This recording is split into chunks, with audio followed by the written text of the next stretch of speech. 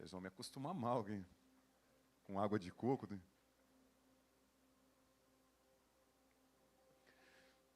Meus irmãos, você deve saber, não é novidade para vocês, o carinho que eu tenho pelo Luciano, pela Antonielli, pastor Luciano, pastor Antonielli, carinho que eu tenho por essa casa, carinho que eu tenho por vocês, me sinto em casa aqui. Tive a honra e o privilégio de estar aqui há um ano atrás, ministrando na inauguração desta casa, uma palavra sobre os Josés de Arimateia. Não sei se vocês se lembram dessa palavra que a gente ministrou na inauguração desta casa. E fiquei muito feliz e fico muito feliz de ver os frutos produzidos pela casa, produzidos pelos pastores. E os frutos são vocês. Para isso que a obra existe. A casa é linda, sempre estará linda. Conhecer o cuidado do Luciano, o talento, o zelo que eles têm, ele e a Antonielli têm, pela obra e pela casa do Senhor. Mas os verdadeiros frutos são vocês. Vocês são a beleza dessa casa. Vocês são os verdadeiros frutos. Vocês que têm recebido as palavras, têm recebido as orações, o cuidado, e eu quero parabenizá-los por esse 1 ano de Igreja Bold. Me sinto honrado de estar aqui nesse encerramento de conferência.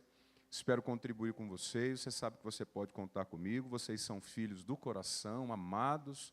A nossa igreja ama vocês. Nós, eu e minha esposa, meus filhos, nós amamos vocês. Nós somos pessoas com quem vocês podem contar.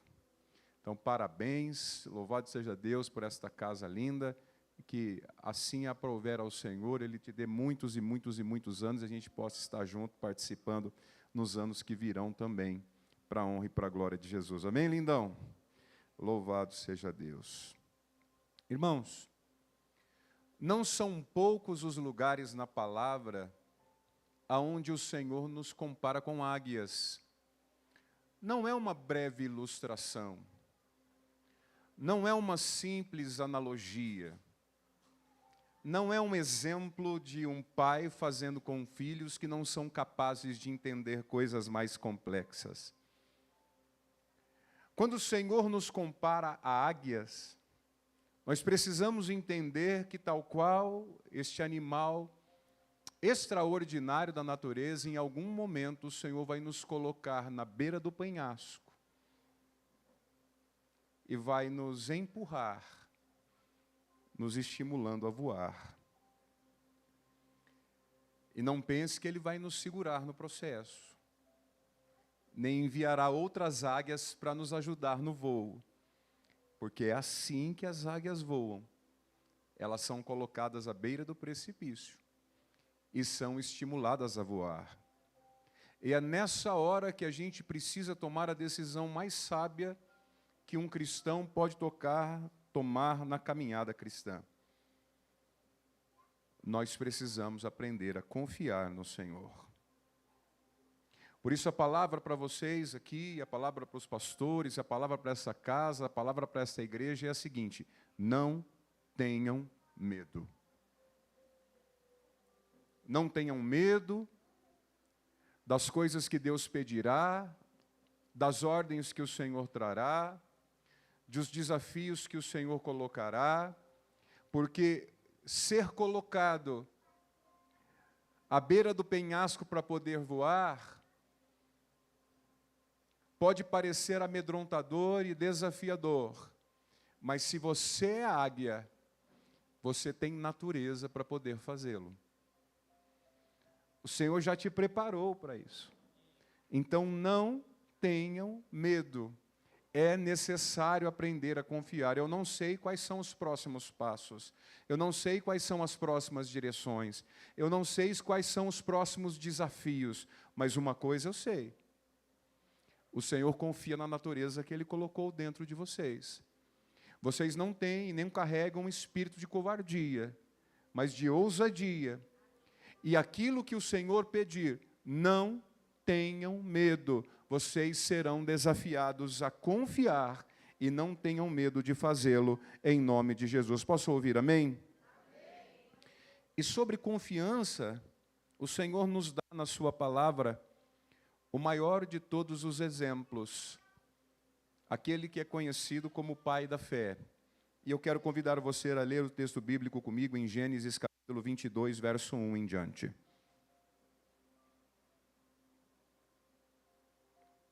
Gênesis capítulo 22, verso 1 em diante. Vai dizer o seguinte: passado algum tempo, Deus pôs a Abraão uma prova, dizendo: Abraão, e ele respondeu: eis-me aqui. Então disse Deus: tome seu filho, seu único filho Isaque, a quem você ama, e vá para a região de Moriá. Sacrifique-o ali como holocausto num dos montes que eu lhe indicarei. Na manhã seguinte, Abraão levantou-se e preparou o seu jumento. Levou consigo 2 de seus servos e Isaque, seu filho. Depois de cortar lenha para o holocausto, partiu em direção ao lugar que Deus lhe havia indicado. No terceiro dia de viagem, Abraão olhou e viu o lugar ao longe. E disse ele aos servos: fiquem aqui com o jumento, enquanto eu e o rapaz vamos até lá, e depois de adorarmos, voltaremos. Abraão pegou a lenha para o holocausto, a colocou nos ombros do seu filho Isaque, e ele mesmo levou as brasas para o fogo e a faca. E caminhando os dois juntos, Isaque disse a seu pai Abraão: meu pai? Sim, meu filho, respondeu Abraão. Isaque perguntou: as brasas e a lenha estão aqui, mas onde está o cordeiro para o holocausto? Respondeu Abraão: Deus mesmo há de prover o cordeiro para o holocausto, meu filho. E os dois continuaram a caminhar juntos. Quando chegaram ao lugar que Deus lhe havia indicado, Abraão construiu um altar e sobre ele arrumou a lenha. Amarrou seu filho Isaque e o colocou sobre o altar em cima da lenha. Então estendeu a mão e pegou a faca para sacrificar seu filho. Mas o anjo do Senhor o chamou do céu. Abraão, Abraão, eis-me aqui, respondeu ele. Não toque no rapaz, disse o anjo. Não lhe faça nada. Agora eu sei que você teme a Deus, porque não me negou seu filho, seu único filho. Quantos podem aplaudir ao Senhor por esta linda palavra?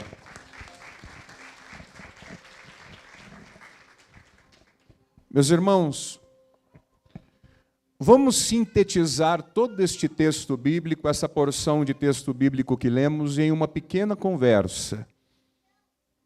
E a conversa é a seguinte: Abraão, e a resposta: oi, pai. E a tréplica: você confia em mim? Abraão, oi, pai. Você confia em mim? Você confia em mim de tal forma e de tal maneira que eu posso agora colocar a sua confiança à prova? Agora notem bem, há alguns sinais aqui no texto que mostram com ávida clareza como estava o coração de Abraão no momento em que Deus o submete à prova.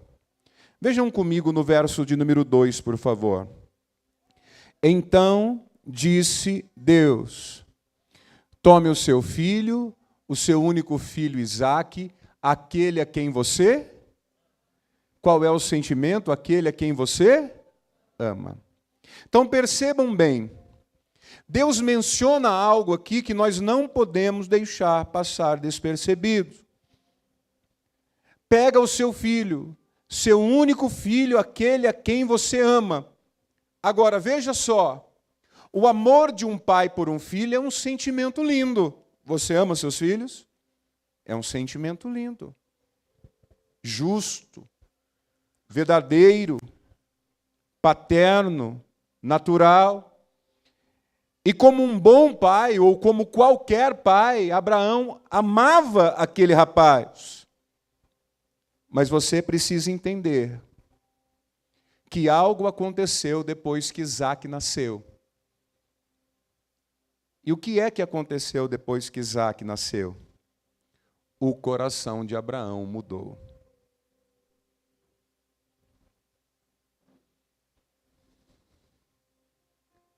Abraão já não se relacionava com Deus como ele outrora se relacionava. Ele já não buscava o Senhor como em outro tempo ele buscava. Era como se Deus olhasse agora para Abraão e dissesse: eu sei que você ama seu filho. E o seu coração mudou, porque neste exato momento outra coisa está ocupando o trono do seu coração e não sou eu. Então você pode, Abraão, me dar seu filho, seu único filho, aquele a quem você ama. E eu quero que você entenda isso. Eu não estou fazendo isso com você, Abraão, porque eu sou um Deus megalomaníaco, que requer agora todo o amor que você tem apenas para mim. Não. Eu estou fazendo isso, Abraão, porque eu te amo. E eu sei que lá na frente você não vai dar conta de viver se eu não for o centro da sua vida, Abraão. Se eu não ocupar o trono do seu coração. Eu não estou pedindo seu filho porque eu estou com inveja do amor do seu filho. Eu não estou pedindo seu filho porque eu estou avesso ao... Não, eu estou pedindo seu filho é porque eu te amo, Abraão. E porque eu sei que você não vai dar conta de todo o desafio que você tem se você não me amar. Em João, capítulo 21, depois que Jesus já está ressuscitado, ele aparece na praia para tratar o seu discípulo Pedro, que o havia negado. E ali ele faz 3 perguntas para Pedro, que você sabe bem quais são. Pedro, você me ama? E o que é que ele responde? Sim, Senhor, eu te amo. Pedro, você me ama? Sim, Jesus, eu te amo. Pedro, você realmente me ama? Sim, Jesus, tu sabes que eu te amo. Então Jesus agora apresenta a Pedro o seu propósito e a sua vocação. Então vai e apacenta as minhas ovelhas. Mas note bem, se o propósito de Jesus para Pedro era fazer com que Pedro apacentasse as ovelhas, por que a pergunta de Jesus para Pedro não foi: você ama a ovelha? Você gosta do cheiro das ovelhas? Você gosta como as ovelhas se comportam? Porque esse texto nos traz uma lição muito rica e muito valiosa. Nós não apacentamos ovelhas amando as ovelhas. Nós apacentamos as ovelhas amando Jesus. Então, você que faz louvor, e você faz louvor porque você ama tocar, eu animo você a parar de tocar. Porque nós não fazemos louvor porque nós amamos tocar. Nós fazemos louvor porque nós amamos Jesus. Porque se eu faço louvor porque eu amo tocar, o dia que eu não estiver bem eu não toco. O dia que eu não estiver feliz eu não venho. O dia que eu não estiver animado eu não quero. Mas se é Jesus que eu amo, eu sou capaz de tocar sangrando, doendo, machucado, ferido, sendo amado, sendo odiado, sendo seguido, sendo traído, porque nunca foi sobre nós, é tudo sobre Ele. Pastor, o senhor está dizendo que nós não temos que amar as ovelhas? Não, não, não. O que eu estou dizendo para você é que amando Jesus, invariavelmente nós amaremos o que Ele ama. E Ele é o bom pastor, e Ele dá a vida pelas suas ovelhas. E se você amá-lo, você vai amar as ovelhas dele também. Então, quando Jesus, ou quando Deus, pede Isaac para Abraão, é porque Deus ama Abraão. Agora, notem bem o que Deus vai pedir para Abraão. Notem bem, amados irmãos.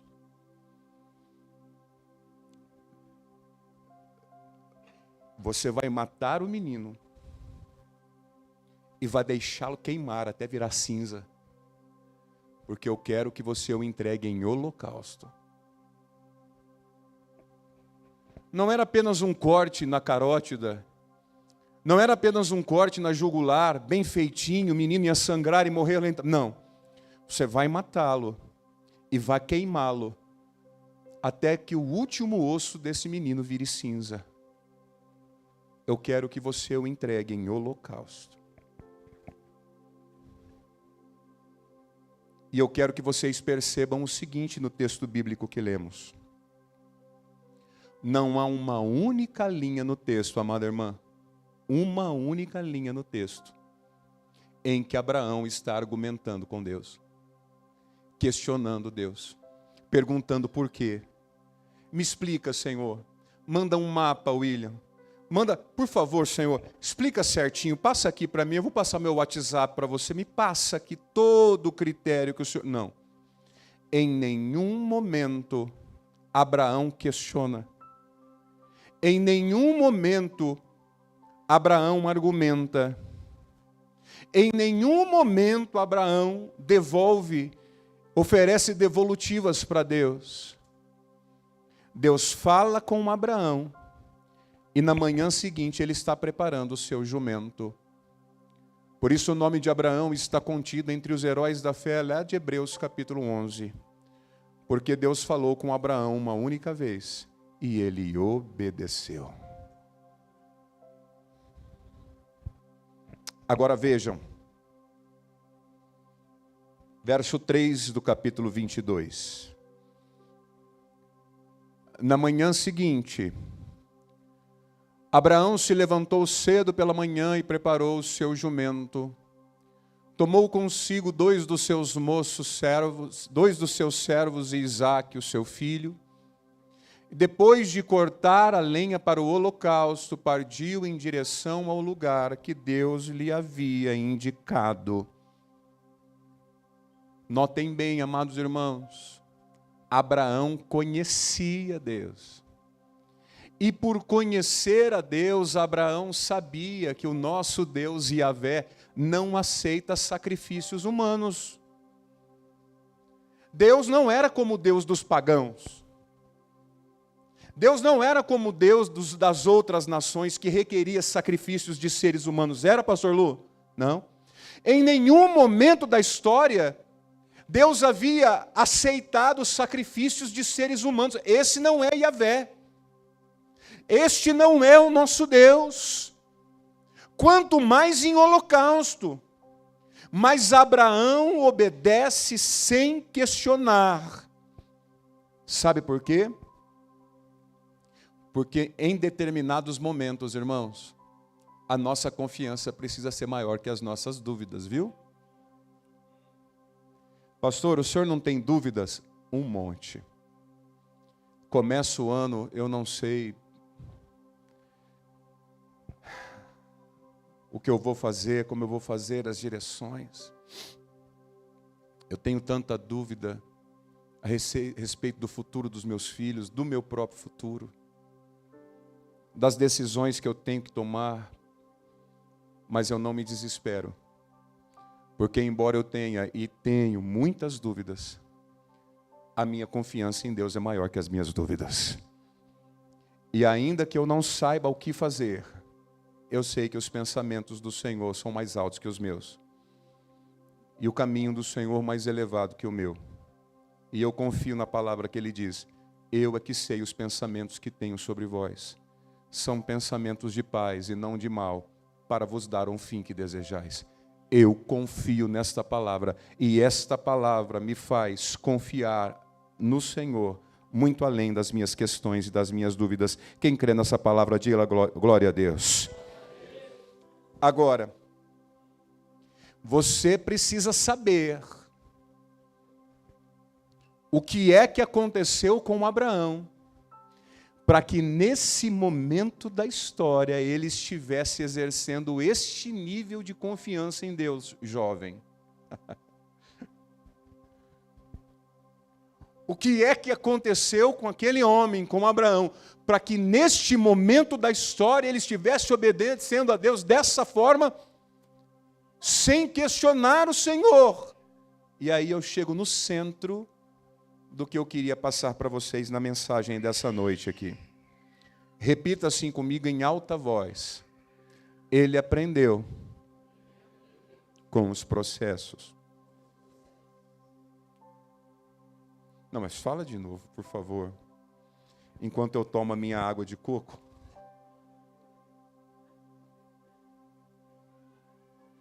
Diga, ele aprendeu com os processos. Veja só. Primeiro processo. Deus dá uma ordem para Abraão. Qual é a ordem que Deus dá para Abraão? A primeira. Sai da tua parentela e vai para a terra que eu te mostrarei. Pois bem, neste momento da história, pastor Luciano, Abraão não tinha filhos, mas ele tinha um sobrinho, Ló. Lembra daquela história de que o pai de Abraão estava indo para Canaã? Aí ele tem um filho, Arã, que morre no caminho, ele se ofende com Deus e coloca o nome do filho morto na terra onde ele morreu, e diz, morreu Terai em Arã. Sabe essa história? Pois bem, Ló era filho de Arã. Portanto, para Abraão, um filho do coração. Um sobrinho que Abraão tinha como um filho. E a ordem foi clara. Sai da tua parentela e vai para a terra que eu te mostrarei. Mas o que Abraão faz? Ele sai da parentela, mas leva uma parte da parentela com ele. Ele leva Ló e a sua esposa e a sua família.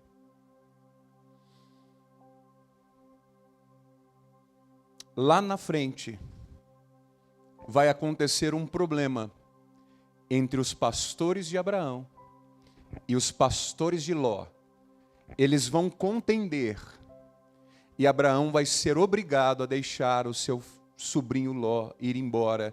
Eles vão ter que se separar. Porque aprenda uma coisa, todas as vezes que você negocia com o processo, você vai ter que abrir mão daquilo que você negociou. Em 1997, eu morava em Marília, Cauê. Eu era supervisor de uma empresa chamada Santista Alimentos, ganhava muito bem. Na época eu ganhava uns quase 5 mil reais. Hoje é como se eu ganhasse uns 15 mil. Morava sozinho, independente. E eu estava vivendo o meu primeiro amor. Eu tinha a banda Átrios do Rei aqui. Namorando a Ani, comecei a namorar a Ani em 1994. E a ordem do Senhor foi clara para mim. Volta para Bauru para viver o seu chamado, o seu ministério. O que eu tenho para você não é você se tornar gerente na empresa em Marília. Eu não vou fazer de você um homem de carreira. Eu te requeri para mim. E o que eu tenho para você é em Bauru. Volta para Bauru. Eu fui todo paquitão, todo corajoso no gerente e disse, escute, preciso que você me mande embora, porque Deus falou comigo, eu vou voltar para Bauru, não sei se você crê em Deus, se você não crê, eu estou voltando para Bauru. Beleza, eu voltei para Bauru, mas o que eu fiz, pastor? Eu trabalhava na divisão de panificados, Pão Pullman. Então eu comprei uma Kombi e decidi ser um representante. Eu saí da empresa, saí da posição de supervisor e decidi ser um representante da Pullman, atender pequenos mercados. Meu irmão, tudo, absolutamente tudo deu errado. Eu perdi a Kombi, perdi o carro que eu tinha, perdi o emprego. Tudo degringolou. O Senhor falou, eu mandei você voltar e não pedi para você comprar uma Kombi e se tornar representante. Porque todas as vezes que você negocia com o processo, em algum momento você vai ter que abrir mão daquilo que você negociou. Agora pensa, se você já não fez isso em algum momento. Se você já não ouviu a voz do Senhor, claro, e você disse assim, mas Senhor, e se eu levar o sobrinho, tadinho, vai ficar sozinho? Lá na frente, o Senhor vai pedir para o seu sobrinho se separar de você. Mas será que Abraão aprendeu? Ele recebe a promessa de que Deus daria um filho. E aí o filho demora, e demora, e demora. E ele negocia novamente com o processo e decide fazer um filho na escrava egípcia Agar, Ismael. E porque ele negociou com o processo, Deus o acorda uma madrugada e diz: dê um pão, um cântaro de água, à escrava e ao filho, e os despeça no deserto. Porque quando você negocia com o processo, em algum momento, você vai ter que abrir mão daquilo que você negociou. Então lá vai Abraão levando o sobrinho e tendo que deixar o sobrinho ir. Lá vai Abraão fazendo um filho que Deus não pediu e tendo que deixar o filho ir.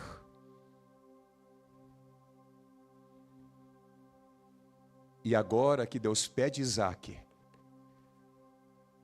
Abraão diz: eu aprendi com os processos e não vou cometer os mesmos erros.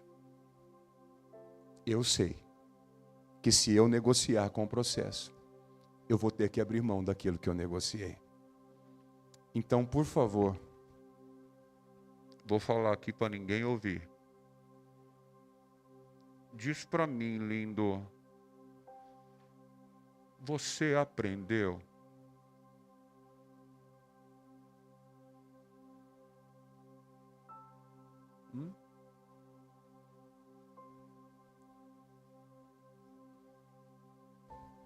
Aprendeu? Porque o Senhor não vai parar de trabalhar em você até que você aprenda. Eu ouvi um testemunho, certa feita, de um pastor que era ourives na cidade de Nova York. E ele conta o processo de purificação do ouro. Diz: quando você encontra, nobre amigo Joel,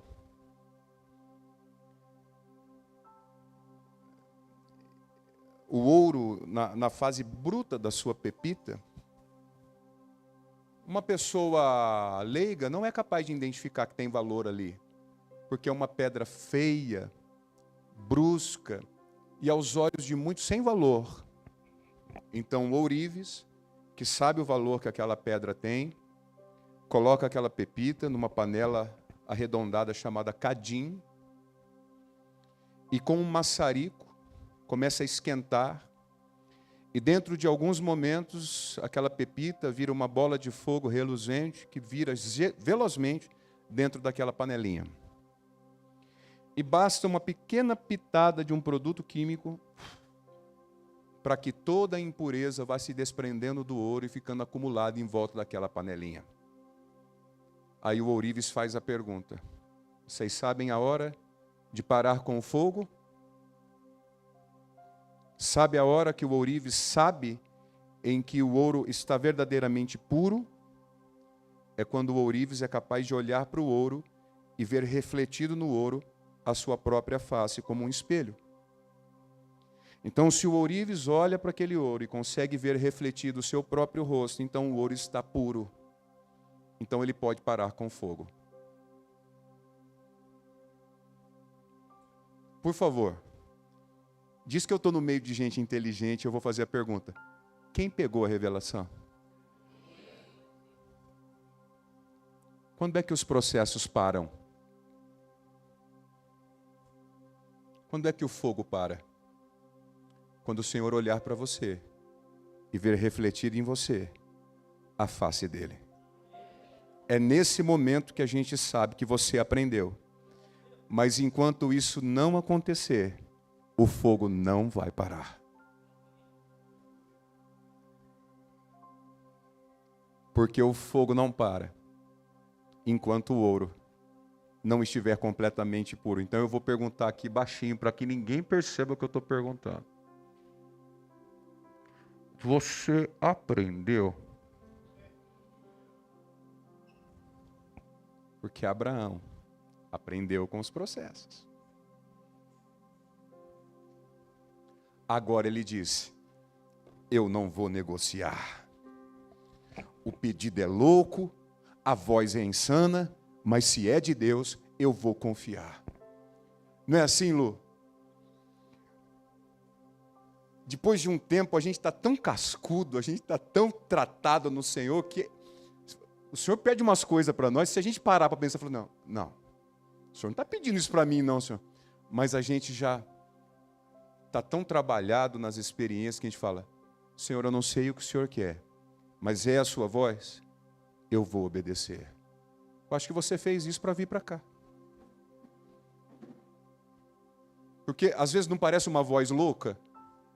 Não parece uma voz insana que nos pede algumas coisas, jovem? Já pediu para você? Jefferson, você vai sair da igreja do seu pai, onde você está lá seguro, tantos anos servindo. Vou te mandar aqui, ó.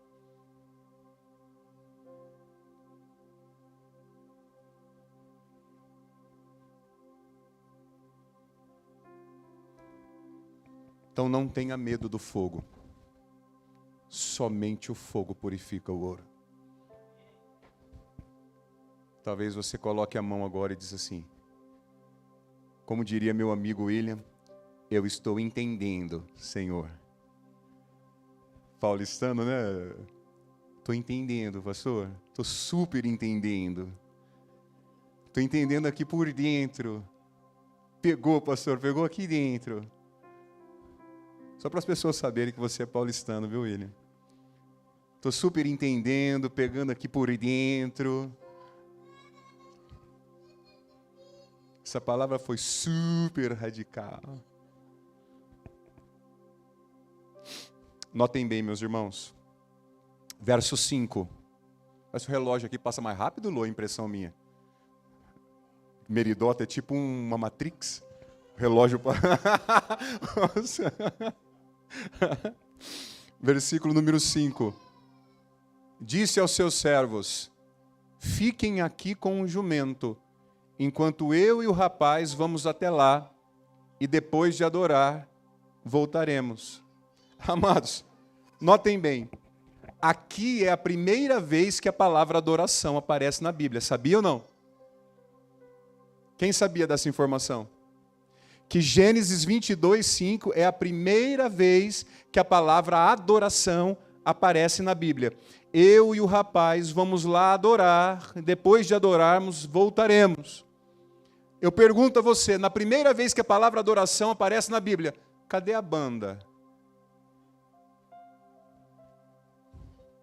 E a plateia? E o som? E os músicos? Porque a adoração, sabe o que é o centro da adoração? A confiança de que Deus está no processo. O que é que ele vai fazer com Isaac? Sacrificar, sim ou não? Mas olha a confiança dele. Eu vou e depois de adorar, nós voltaremos. Ele não sabe o que vai acontecer no monte, mas uma certeza ele tem. Nós vamos voltar. Antes de ir, ele já está expressando a certeza que ele vai voltar. Essa é a adoração, irmão. De que eu canto sabendo que Deus está operando. Sabendo que Deus está movendo. Eu não sei como Ele está movendo, eu não sei como Ele está fazendo, mas Ele está. A adoração é obediência, é fazer do jeito que Deus quer. Quando você faz do jeito que Deus quer, a adoração acontece. Nós vamos e voltaremos. Era como se Abraão dissesse assim, eu não sei como ele vai fazer, não sei, mas ele vai fazer.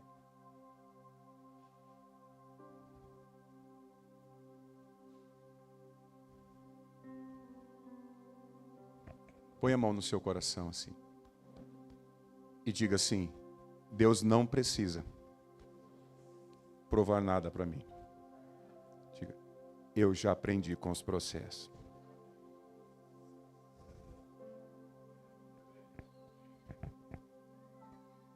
Já levou uns lozinhos da vida, né? Já foi impaciente para esperar Isaac, decidiu fazer uns Ismael, né? Não estou falando fisicamente que você andou fazendo filho, não é isso, não. Por favor, não encare assim. Mas se precipitou porque não conseguiu esperar. Abraão cravou: dessa vez eu não vou negociar, porque todas as vezes que eu negociei, eu tive que abrir mão daquilo que eu negociei. Então, quando Abraão, William, quando ele vai sacrificar o menino, o anjo do Senhor com A maiúsculo, e você sabe que todas as vezes que o anjo aparece na Bíblia com A maiúsculo, a Bíblia está falando do próprio Senhor. Então o anjo do Senhor disse: não toque no rapaz. Tira a mão daí, Abraão! Agora eu sei que você me ama. Agora eu sei que você me teme. Agora eu consigo perceber que o seu coração não mudou.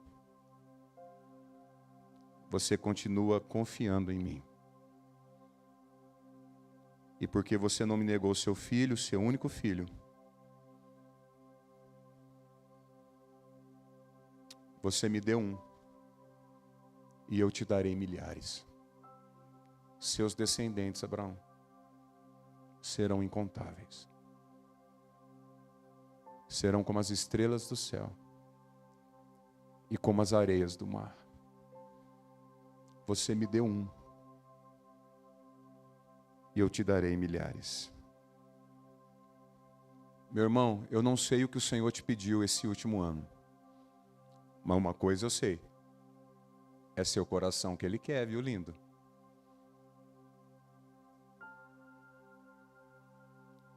Quando Deus pediu Isaac, Ele nunca quis Isaac.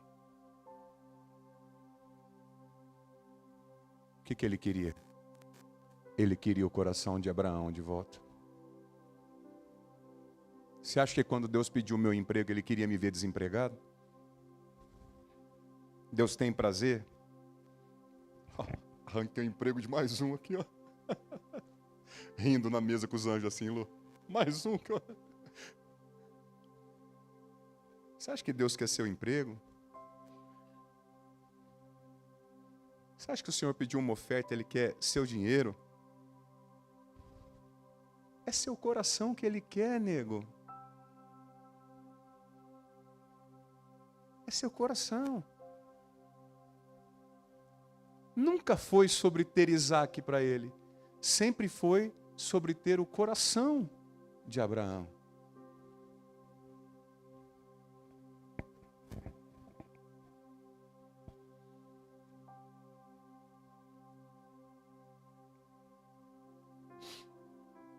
E agora você me mostrou qual é o meu lugar na sua vida, Abraão. Agora entenda. Abraão podia ter negociado, viu, Perla? Abraão podia ter mandado uma sim, Cauê. Não, Senhor. Ah, entendi. É o meu coração que o Senhor quer? Então eu vou matar o menino aqui dentro. Pode deixar, Senhor. Eu entendi o que o Senhor quer. O Senhor sabe que eu amo o menino. Minha relação com o Senhor mudou. Eu vou fazer. Vamos deixar para lá esse negócio de holocausto. De queimar o menino até virar cinza. Eu vou matar o menino aqui dentro, Senhor. O Senhor vai receber a minha adoração. Eu não sei como Deus vai fazer. Deus vai fazer. Eu não sei se eu vou matar, o Senhor vai ressuscitar. Não sei se vai aparecer um anjo e segurar minha mão. Eu não sei como o Senhor vai fazer. Mas o Senhor vai fazer.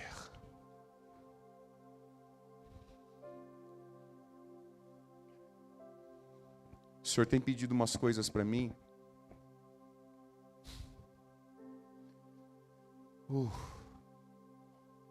Minha esposa sabe. Talvez só ela saiba. Nem meus filhos saibam. E eu estou assim: posso matar aqui dentro, Senhor?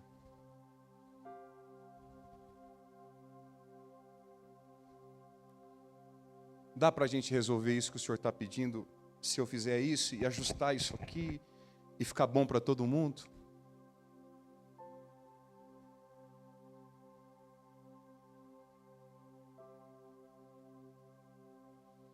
Eu não sei como Deus vai fazer, mas Ele vai fazer. E eu sei por que Ele está fazendo.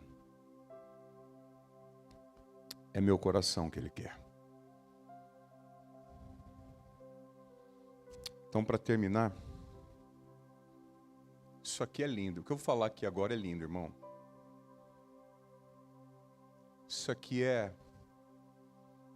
eu vou falar aqui agora vai fazer o seu coração bater aqui na garganta. Não que eu esteja profetizando um infarto sobre a sua vida, tá bom?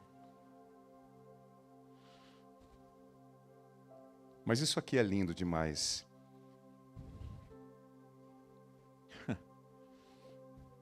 Veja versículo 6 de Gênesis 22. Olha os detalhes. Olha o Senhor pegando o pincel e pintando a tela assim, pastor Lu. Eu vou colocar essa luzinha aqui. Esses detalhes. Olha que coisa extraordinária. Abraão pegou a lenha para o holocausto e a colocou nos ombros de seu filho Isaque. E ele mesmo levou as brasas para o fogo e a faca. E caminhando os dois juntos, Isaque disse a seu pai, Abraão, meu pai? Sim, meu filho, respondeu Abraão. Isaque perguntou, as brasas e a lenha estão aqui, mas onde está o cordeiro para o holocausto? Presta atenção nos detalhes. Abraão levou as brasas para o fogo e a faca. O que Abraão levou? Responda com vida. O que Abraão levou? As brasas para o fogo e a faca. Mas a lenha. E a tradução do hebraico aqui para lenho, ou lenha, é madeiro. Mas o madeiro o pai colocou nos ombros do filho e o fez carregar.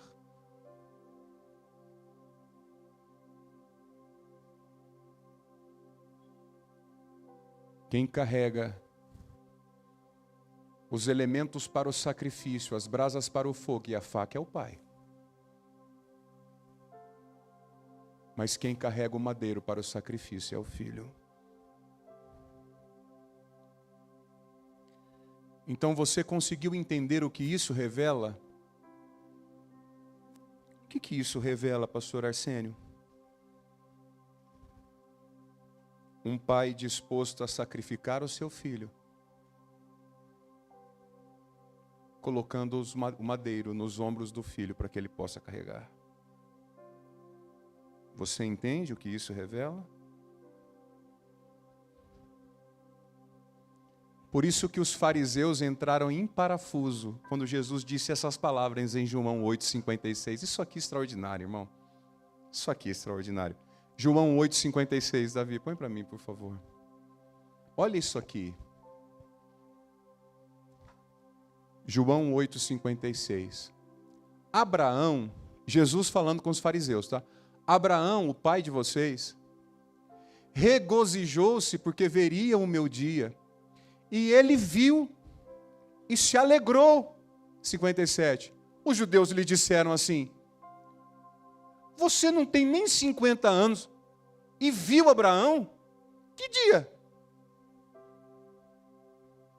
Jesus dizendo, Abraão, vosso pai, viu o meu dia e se alegrou. E os judeus, tá bom.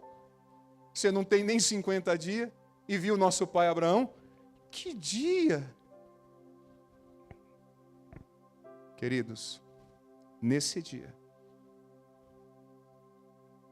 quando Abraão colocou o madeiro nos ombros do filho, e Isaque foi andando carregando o madeiro, não foi mais Isaque que ele viu.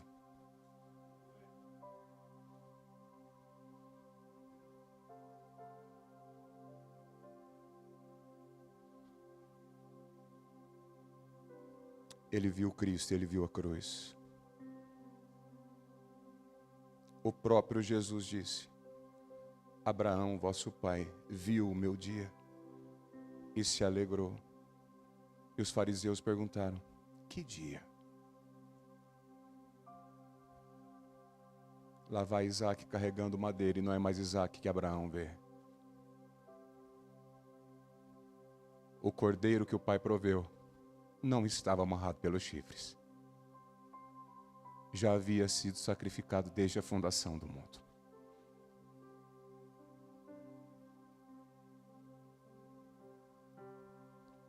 E esse é o privilégio de quem sacrifica e obedece. Os obedientes terão a revelação de Cristo na sua plenitude. E quando Abraão viu Jesus, viu o dia, agora eu entendi, Pai. Não é sobre mim, é tudo sobre Ele. Porque dele, por Ele, para Ele, sejam todas as coisas, a Ele, pois a glória eternamente. Amém. Quando você obedece, Cristo é revelado em meio à obediência.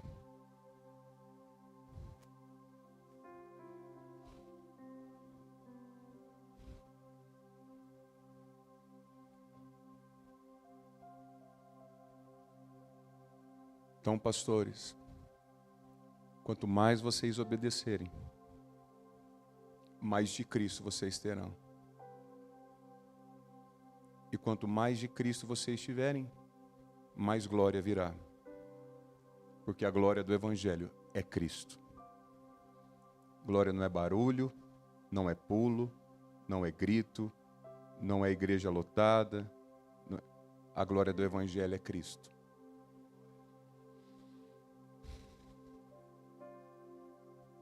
Que se manifesta no meio da obediência.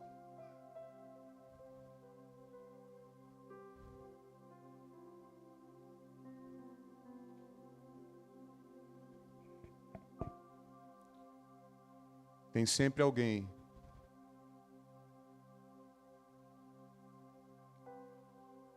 apontando um caminho para mim, dizendo, vai por aqui, aqui. Como aquela canção que nós fizemos, né, filho? O meu caminho é Cristo e é nele que eu vou andar. Eu não desvio os meus olhos de Cristo. É nele que eu ando e nele que eu vou andar. Nele está sustentado tudo o que acontece naquela igreja que a gente pastoreia. Quem vem, quem sai, quem entra, quem fica, as palavras, os louvores.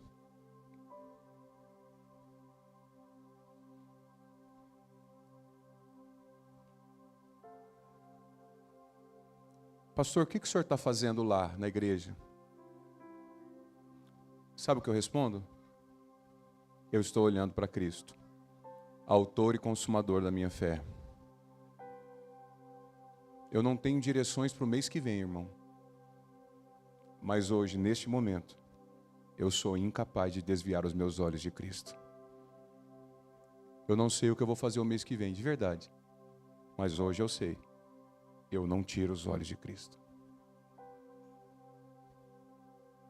Quem me conhece, convive comigo, sabe que eu não prego outra coisa. E não falo de outra coisa. Nós não adoramos outro nome que mereça ser adorado além do nome de Cristo Jesus. Nós não colocamos outro fundamento além daquele que já está posto, Cristo Jesus. Não tenho nenhuma direção que não seja manter os meus olhos em Cristo, autor, consumidor da minha fé.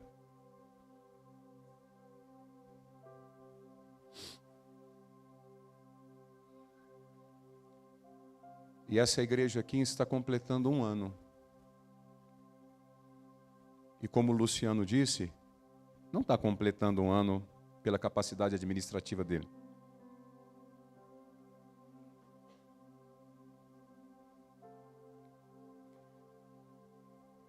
Está completando 1 ano, porque ela está edificada sobre o ministério de Cristo. A igreja que está exaltando Cristo, está firmada em Cristo, tem Cristo como fundamento, esta permanece. Porque a igreja que ele edifica Eu edifico a minha igreja, e contra a igreja que eu edifico, as portas do inferno não prevalecerão. Então esta igreja teve a feliz ideia de um dia dizer: eu não vou fazer nada. Eu posso fazer, mas eu não quero fazer. Eu já aprendi com os processos. E agora o Senhor vai ser exaltado em tudo que a gente fizer. A igreja é sua, a casa é sua. Se o Senhor está na casa, a beleza da casa é o Senhor. Toma e faz conforme a sua vontade e a sua direção. Então depois de um ano, esse é o mérito da igreja. A igreja está linda, você sabe que está linda. A igreja está maravilhosa, dá vontade de morar aqui dentro.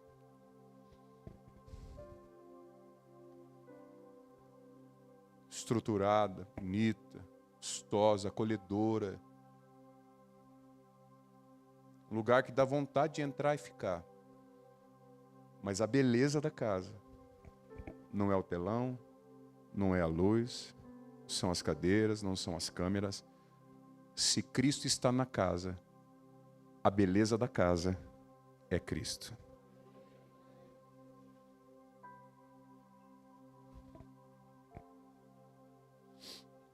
E Cristo está nessa casa.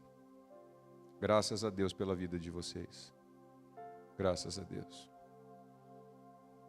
Eu sempre me alegro de ir numa igreja em que as pessoas não se envergonham do Evangelho de Cristo. Porque as pessoas se envergonham, Lu.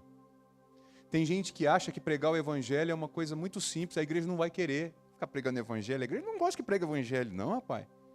A igreja gosta que prega uns negócios super diferentes.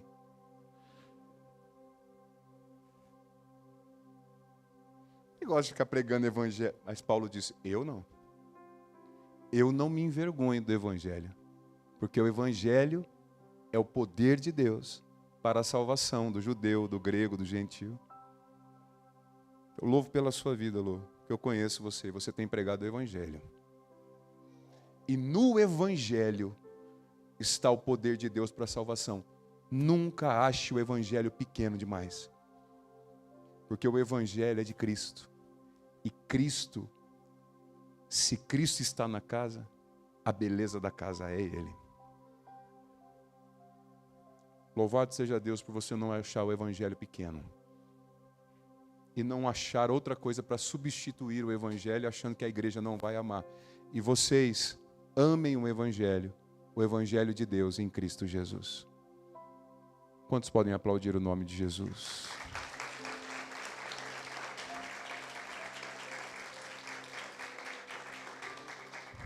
Então eu quero orar por você. Depois de quase 2 litros de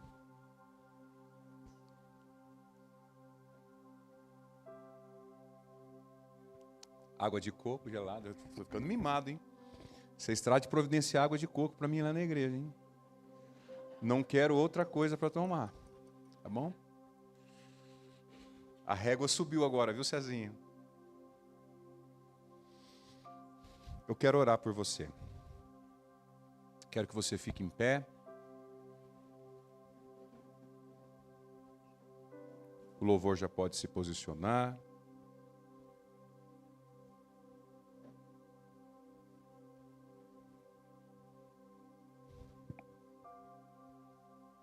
E eu quero orar por você. Quem recebeu essa palavra aqui? Fecha os teus olhos. Você entendeu o que o Senhor está falando com você? Então, do céu, o Senhor está nos enviando uma pergunta aqui nessa noite. E a pergunta é: você aprendeu? Você aprendeu com os processos? Porque o fogo não vai parar. E os processos não vão acabar até que você aprenda.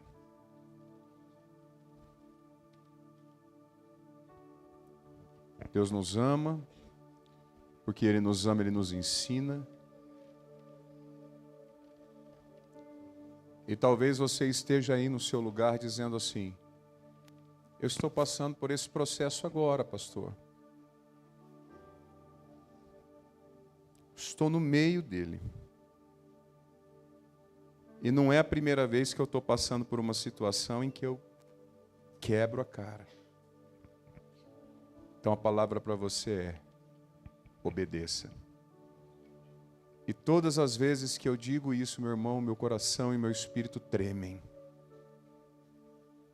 Porque o Senhor tem falado comigo. O Senhor tem me dado direções. E eu tenho tentado achar um meio para que essas decisões a serem tomadas fiquem o mais leves possíveis para mim e para aqueles que nos cercam.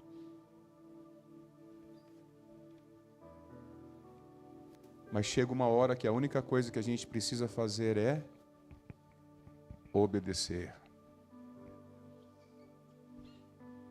Somente obedecer. Somente obedecer. Dá-me de beber, pois tenho Não lutar sede. contra a vontade do Senhor, mas obedecer. Não quero mais buscar em outras